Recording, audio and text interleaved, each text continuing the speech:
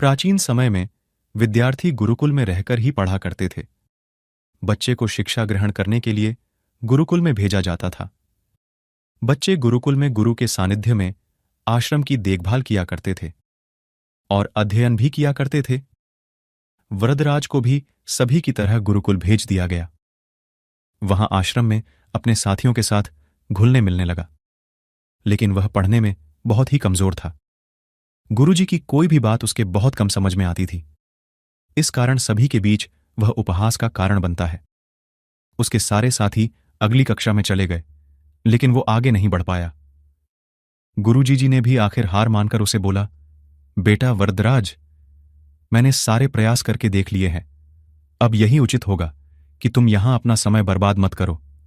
अपने घर चले जाओ और घर वालों की काम में मदद करो। वरदराज ने भी सोचा कि शायद विद्या मेरी किस्मत में नहीं है, और भारी मन से गुरुकुल से घर के लिए निकल गया।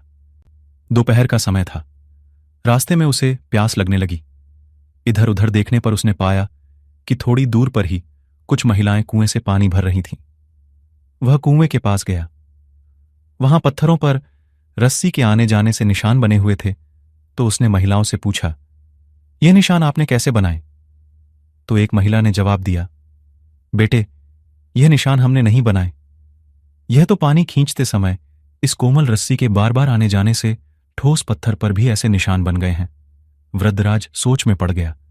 उसने विचार किया कि जब एक कोमल से रस्सी के बार बार आने जाने से एक ठोस पत्थर पर गहरे निशान बन सकते हैं, तो निरंतर अभ्यास से मैं इन विद्या ग्रहण क्यों नहीं कर सकता?